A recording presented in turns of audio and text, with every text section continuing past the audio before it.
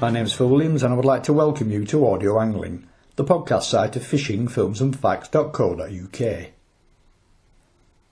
On the subject of England caps and medal wins of any colour, shore angler Chris Clark, who I'm linking up with here, is right up there in the mix with England's all-time best. Also ranked as number one in the world back in 2001, that suddenly all came to a very abrupt end. It most certainly did. 2001 was a very strange year for me. At the end of March, I'd just gone out to Porto Santo with the England junior team. Porto Santo is a small island off Madeira. They'd done very well, and one of the lads got a gold individual medal, and we came back on a high. Came back on the farm, and we had a shutdown on the farm. All the staff were away, and employed quite a lot of staff. We had a factory there as well. So I was actually having to do some work and get my hands dirty, which is quite unusual for me. And I was on this wretched machine, which, when the safety system failed, and I got crushed underneath a 3-ton bucket, which didn't do me much good at all. Very strangely, and quite unusual, I had my mobile phone in my pocket, and I very rarely use mobiles, but I was luckily enough I did the old 999, and they came on straight away, and I told them I needed help quickly, because this 3-ton bucket was slowly coming down on me, and I was in the right state, I couldn't move. They rang me back and kept me chatting. They had somebody there within 5 minutes with the jack to stop this thing coming right down. But it was about 2 foot above my head when they arrived, so it's something I have nightmares about even to this day, actually. But yeah, they carted me off to hospital where I spent the next 6 weeks, and my arm was broken beyond repair. I think I had something like 17 breaks in my upper arm.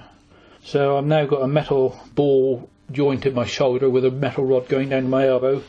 All 4 cruciates from my right knee are snapped, plus a broken left finger and various other bits and pieces. So I was a bit of a state, and took them 6 weeks to put me back together as much as they could, during which time they told me I may be in a wheelchair for the rest of my life, which didn't go down very well with me, because I'm not one to take things like that sat down. Quite literally in this case. Literally, yeah. When I eventually came out after 6 weeks, they said to me I've got to take things very, very easy, and fishing was out of the question. But within 2 or 3 days I was in the swimming pool doing sort of very minor swimming things. Within 4 weeks I had the wife taking me fishing on the rocks down at Portland with my leg all done up in a brace, fishing with one arm. So yeah, I got back fairly quickly. It was very painful, but just prior to going away, the England teams had been selected that year, and I'd been actually selected for the world team, which was going down to southwest France, which was not very easy beaches to fish. The selectors, which I'll always be grateful to, they actually left my position open after the accident. They could have gone and put the reserve straight in, but they left it open. And that really gave me the will, the determination to actually do all the physiotherapy, which I was told. And apart from that, I was doing it sort of 5 times more, I suppose. And the World Championship came around in the end of September, which I went to. And I fished with my leg in a brace and basically with one arm. And I got a bronze individual medal, which to me means more than any other medal I won, more than even individual gold. Because I think it was I fought my way back. I had to change my fishing style completely, because obviously I can no longer pendulum cast because I can't lift my arm up. So it changed my life forever, I suppose. But in a way it's changed it for the better. I think I'm probably far more happy and content in what I do now. I don't have to work as well, which is another bonus. So yes, it was one of those strange ones. It was terrible at the time and I was in an awful lot of pain with it. But on hindsight, it may have done me a bonus. And dare I say it, but as a result of the accident, England's losses on the one hand in some ways turned out to be the gains on the other, as your focus began to take on a new direction both as an Angling Trust ambassador and also as manager of a very successful under-16 squad. Yes, now where do we start? Which do we start first? Well, it changed the way, the style I fish. I had to go to long rods and fixed pools rather than a multiplier, which is far more in keeping with fishing at world level. So it meant I was actually learning to fish as they do on the continent more than they do in the UK, which it actually broadened my horizon as far as fishing was concerned. It gave me a completely different field of vision to fish by, and that's done me a tremendous amount of good since then.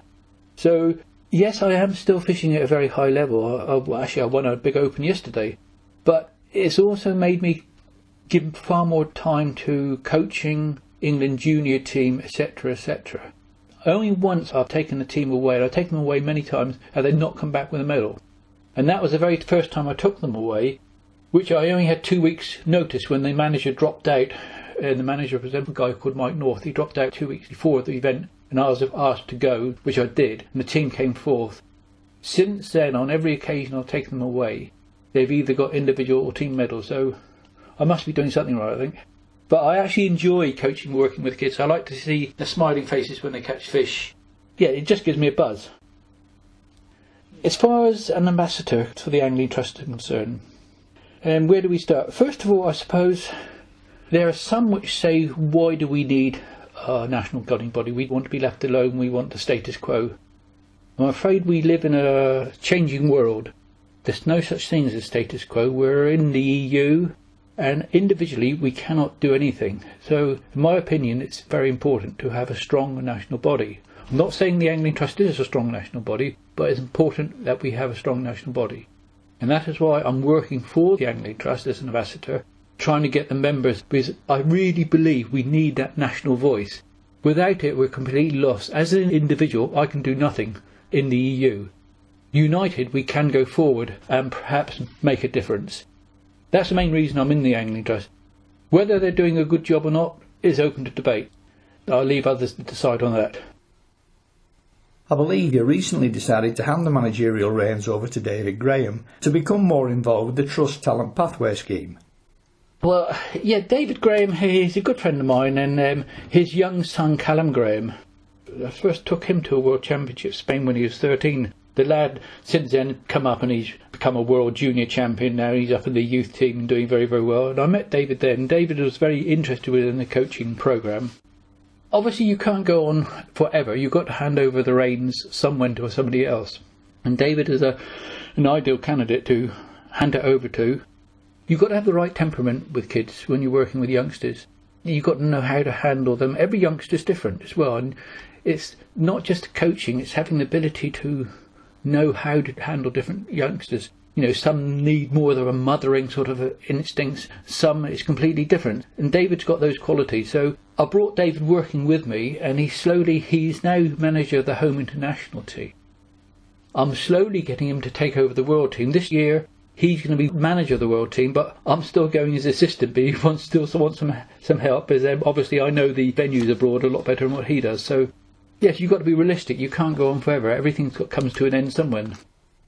So tell us more about this angling pathway, how it works, and what was wrong with the old idea of people doing it for themselves as a pathway to the top. The talent pathway, in my opinion, is a must, and it's way the England anglers are going to come in from in the future. It's strange. When you're picking a team for a World Championship, you could tear up the CVs. A CV from English matches means nothing when you're taking somebody to South Africa or Brazil. The fishing out there is totally different to the English style of fishing.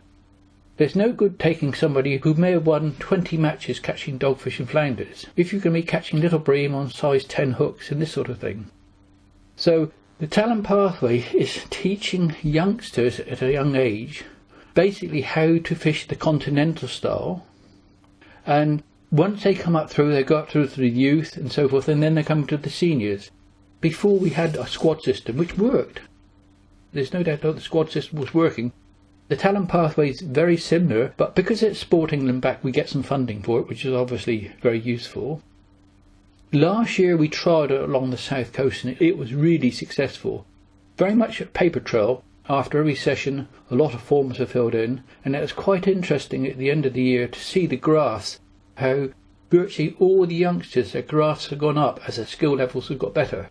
You could actually see it, and it's very, very gratifying at the end of that. Ideally, we'd like to rule the talent pathway out across the whole of the country, and not only have one based in the south, have one based on the east coast, one on the west coast, and one down in the southeast. And then what you would do is have the top juniors of each of the talent pathways into a central body, so you could actually pick your best anglers for the teams from there. But it's just getting people to give up their time to do it. With juniors and so forth, one of the keys is having the parents to support the kids. Unless they've got supportive parents, you're on a hiding to nothing, I'm afraid. You say that it's difficult getting parents and other responsible adults to do things. But is there not also a more fundamental frustration in the lack of interest from youngsters themselves in getting them to fish and work their way through to the senior ranks? Because without them, the shore match angling pool must eventually dry up. Very, very true, and that's why we're trying to do this, to try to get the interest. There's very few fishing clubs now, actually, clubs which hold junior session.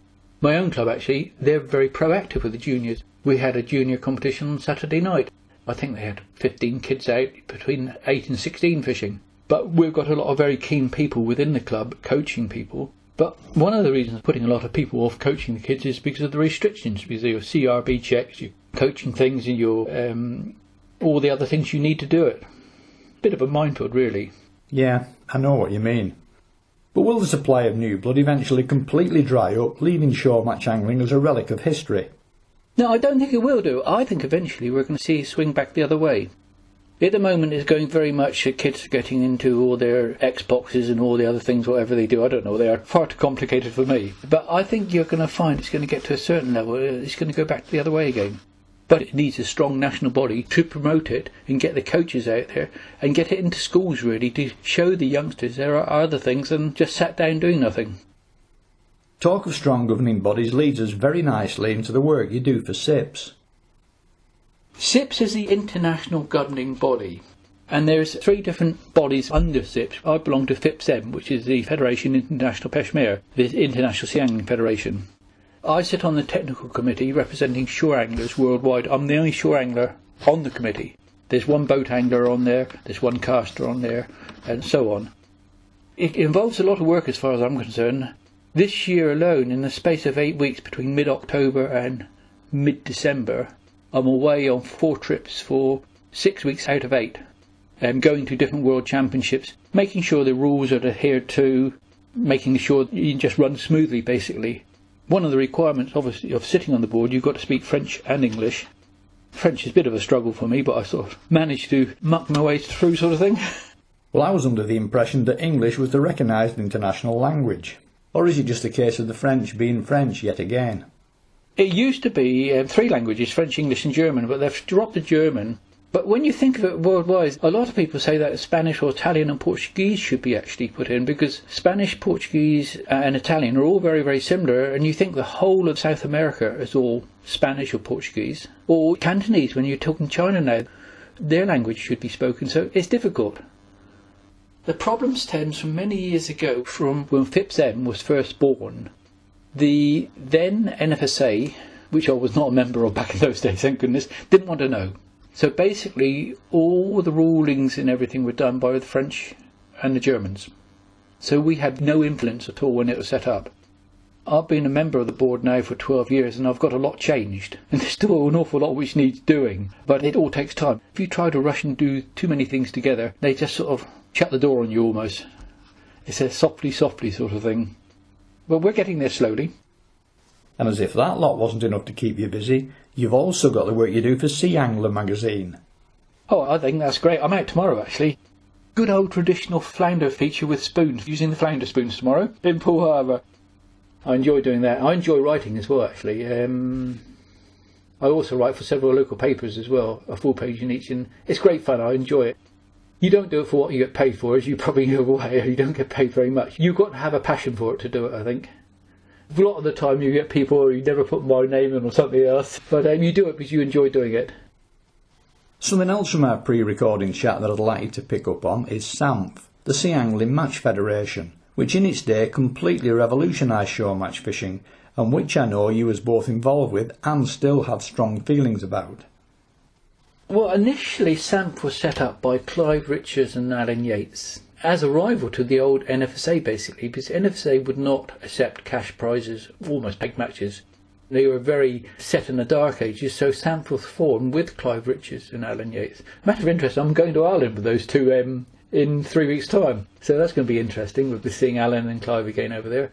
So SAMP was formed, and it was a very, very strong match handling body to start with. When Alan stepped down as chairman, I took over chairman. I was chairman of SAMP myself for 6 or 7 years.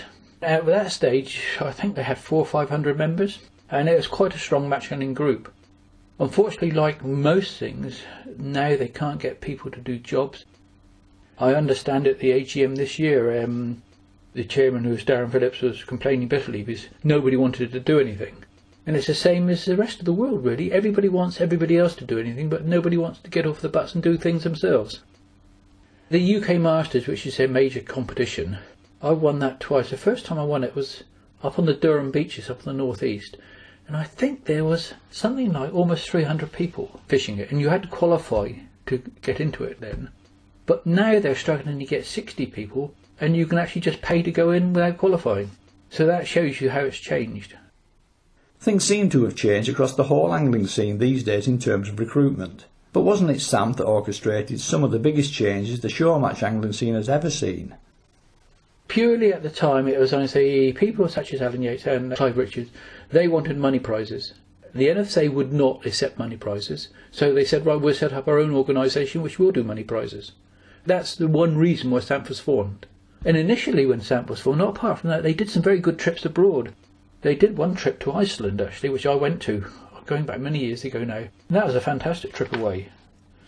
The SAMP have done a lot of good, but they just haven't got the numbers there on the field. They haven't got the members now. I think the members are down to about 100, which for such a major match organisation as such is not particularly good. Yeah, but it's not just SAMP though. More a sign of the times. You're right, it's a sign of the times. There's so many things to do in life nowadays. I say, when I was a youngster, you didn't have all these computer games and so forth to play with. You went out fishing. Especially when you're a country lad. So I was born and bred in the country, and I was doing it at the age of about 5. Down on the river with a little rod, being chased by his lordship's gamekeeper and getting caught sometimes, getting good smack around the ear. An occupational hazard, that was. That's the sort of area I was coming to next, actually. On a couple of occasions earlier, we touched on the Angling Trust pathway scheme. But what we haven't discussed as yet is your own personal pathway and how in a different era of international squad recruitment, you work your way through to the top. Well, I suppose being always in a farming community, I've always been out on the land where you've got lakes and rivers and so forth. And as kids back in those days, we were left run to we used to go rabbiting and with the ferrets. And I suppose my first fishing was probably at the age of about 6. And I had a World War II tank aerial for a rod. I don't know if you ever remember, they were lovely little rods they were. And you used to get down in the local brook and say after the wild brownies. And I say we used to upset his lordship's gamekeeper immensely. But it was great fun, it didn't do us any harm, didn't do them any harm. And that's when I started.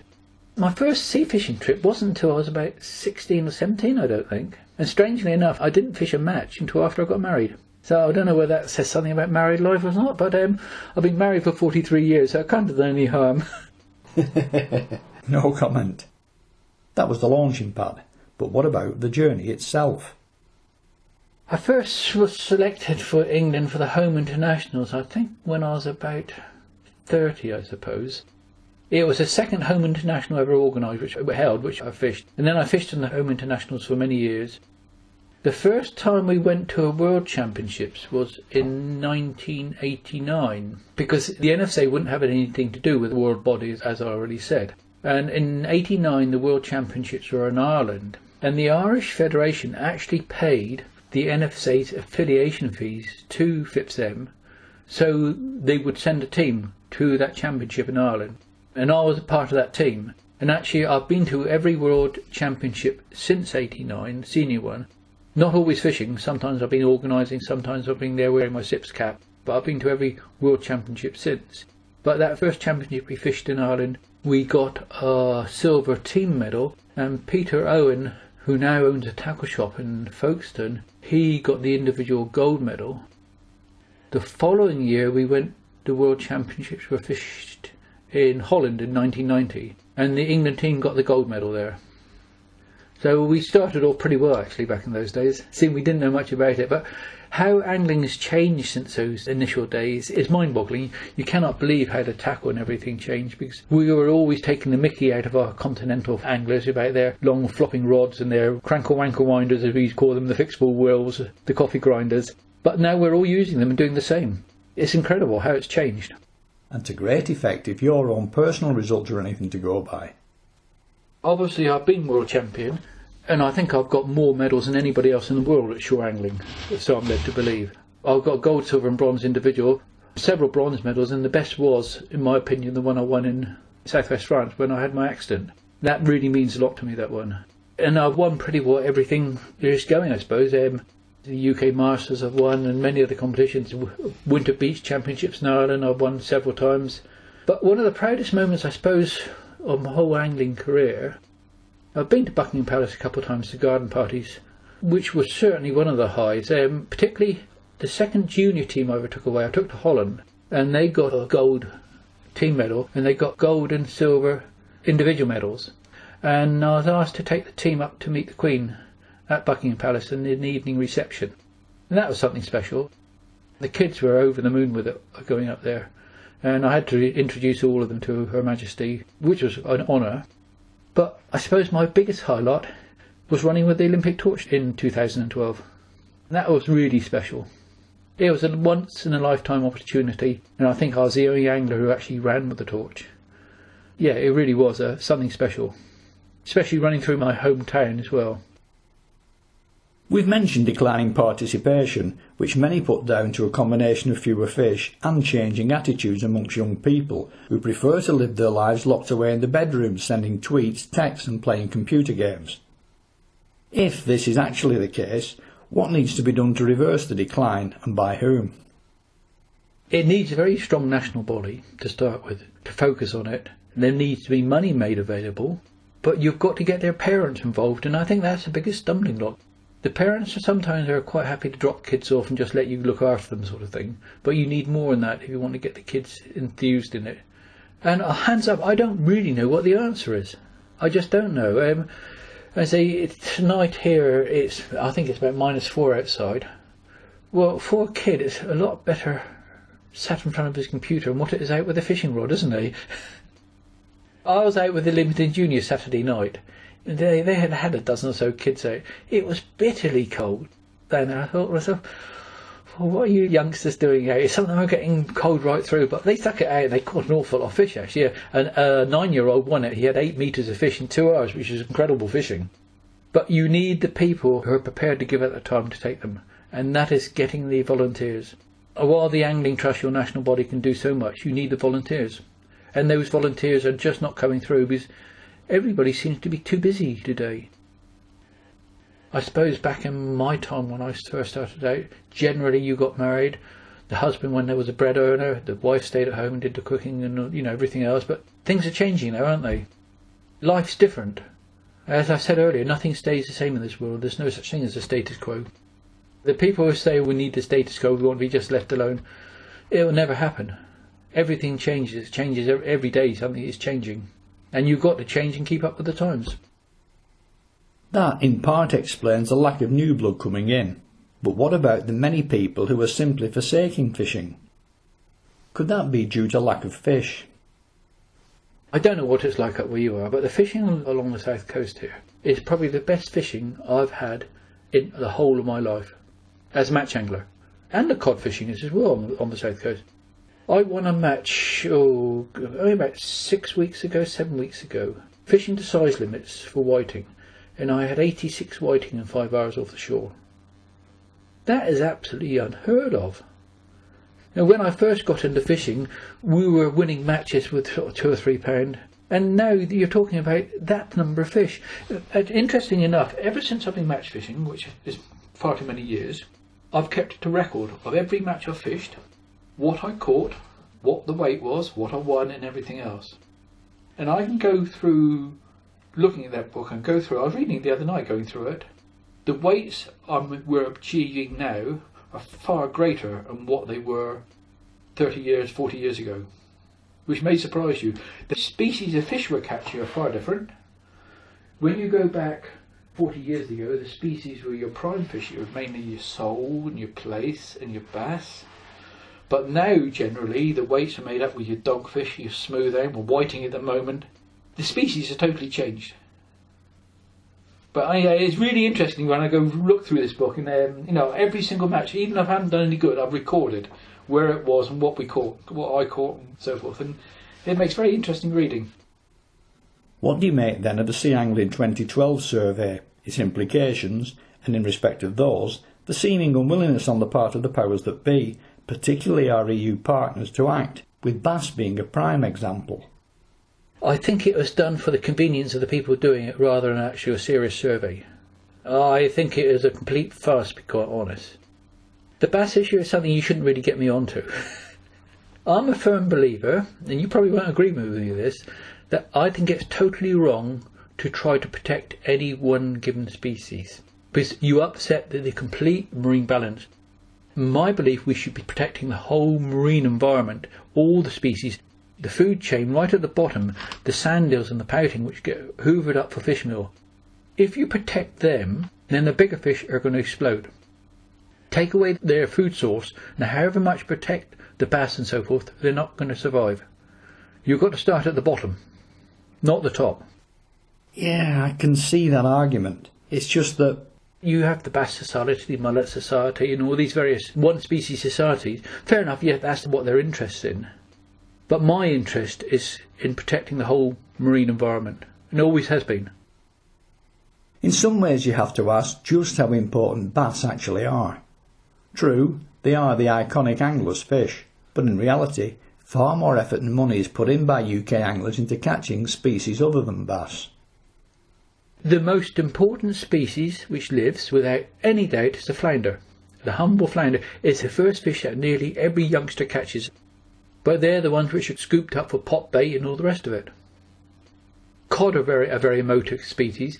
Bass are more of a sports fish. I've got to be very careful with my words now.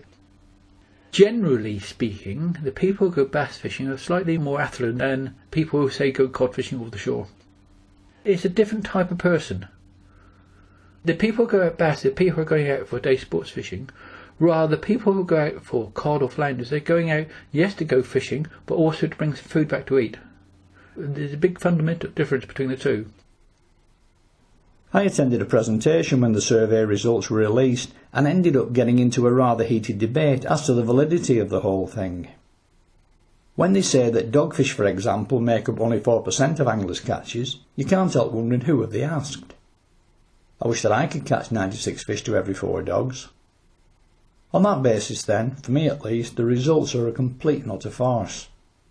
They mean nothing at all, the results don't. They don't mean a thing. It was done the cheapest way they could do it and the easiest way they could do it. And mind you, I don't think a lot of anglers cooperated particularly, and didn't want to cooperate. Because I think a lot of people were very suspicious about why they actually wanted it done. Which I can understand to a degree.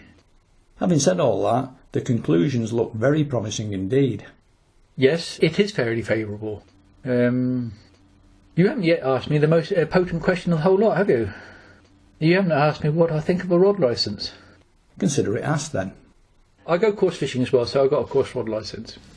I believe there should be one licence, but I would only support that if the money raised through a sea licence was put back into the sport by building slipways, by providing washing facilities, by providing money for coaching. I would be totally against such a licence if the money was just going as another tax for government. I believe it would, but not necessarily. There is some countries where it has not done. Holland's a typical example where the money goes to their national body now. In Croatia, they introduced a rod licence about 7 years ago, and the national body gets a third of the income, which they spend on coaching. And they got one of the best coaching systems in the world now. Then there's policing it. In America, for example, not only the licence money but the fines too all go into the same self-sustaining pot. If they did bring in such a licence, there'd be no problem in policing it at all. You'd only need a few high-profile cases and everybody would fall in line. Exactly the same in Portugal, and the rod licence in Portugal I'm 100% against because the money goes to retired commercial fishermen. But everybody was against it and said it won't work, etc., etc. But within a couple of years, there's some high-profile cases. Now everybody who goes fishing in Portugal buys a licence. But our current enforcement body, IFCA, of which I happen to be a representative, are loath even to issue warnings, never mind prosecutions. So how can we expect to see it policed?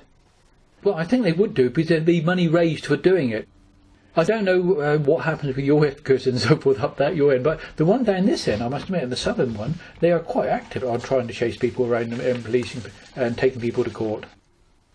Moving on now from the present to the future, how do you see things shaping up for sea anglers generally and shore match angling specifically? I'm looking at the crystal ball at the moment and putting my hands over it to see if I can get a clear reading on it. It's changing.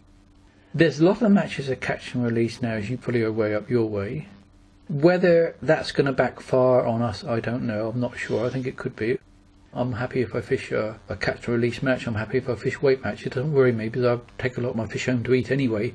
That's, I suppose, why I went fishing to start with anyway. But the future of the matches, some matches are doing very well. I think they've got to make the matches so they're structured to attract people, not just attract the top match anglers, but attract Mr. Average. The one match I did yesterday, yes, they had 5 prizes for the top 5 anglers, but the person who caught the longest roundfish and the person who caught the longest flatfish won as much as I did for winning the match. And they also had a second in that category, which puts the luck element in, because anybody can catch that lucky big fish, and hence they get a big entry.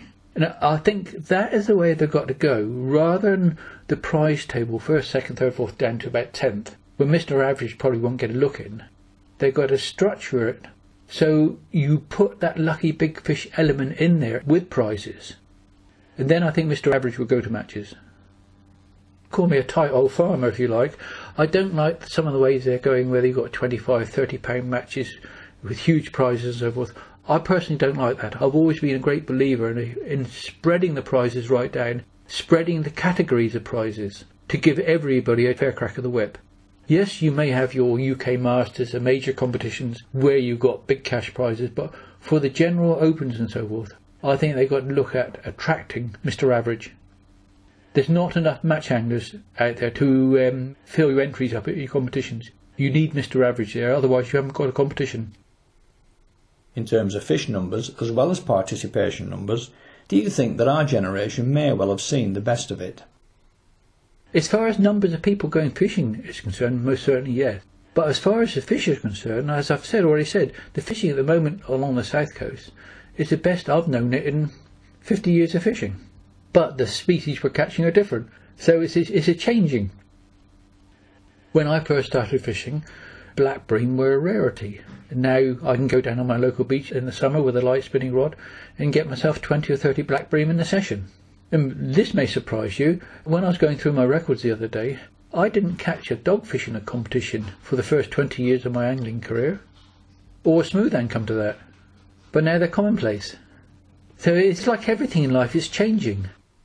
The big question, I suppose, is why is it changing? Is it global warming or commercial pressure on some species but less so on others affecting the balance? What are your thoughts there? Global warming's got to have an effect. The warming, the sea temperatures, I say the species, well, you know it, in the smoothhand, originally they were only on the south coast and now they moved right up to Scotland. And the same with the species such as triggerfish. We used to get them just for a few weeks, maybe. The first ones I caught was probably 20 years ago. We used to get a few, but now they're here for probably 2 or 3 months. We're catching them and catching lots of them. Things like your red mullet, which are another warm water species, we're getting far, far more of them. What about losing species too, as everything seems to be pushing further northwards? Well, whiting is one you'd think, and codling, and I say this is the best year for whiting and codling I can never remember. Maybe extra food availability too, through some species going into decline, has also encouraged the explosion in species such as dogfish. There's no doubt about that at all. In the sea, you've got X amount of food. If you take out a load of bass, a load of fish, another species is going to explode because there's X amount of food to be eaten. If the food's there, you're going to get a species explode to eat it. Yeah, and unfortunately, in this case, it happens to be the dogfish. We don't get that many dogfish down here because I'm not a boat angler, but I do go in the boats occasionally, but we don't get that many dogfish, not in my particular area. I think that we must have your share up here in Lancashire. If there are too many dogfish here, I go and sit on the river and go chubbing. I do enjoy my coarse fishing in the summer. I fish the Avon a lot, trotting for roach, rudd and chub. And surprisingly enough, although I've probably made my name as a match angler, I do far more freelance angling than I do any other sort of fishing. I love being by myself on the rocks. And I did have a 14-15 under a couple of weeks ago off the beach, doing a feature for Sea Angler at the time, so it was rather nice. I must confess that I've started doing quite a bit of river fishing myself recently, particularly for barbel when it's too windy to go out in the boat. But if the dogfish explosion continues at the expense of other species, then even I might see this alternative as taking on a more significant role. We'll see. In the meantime, a very big thank you to Chris Clark for sharing his experiences with us here.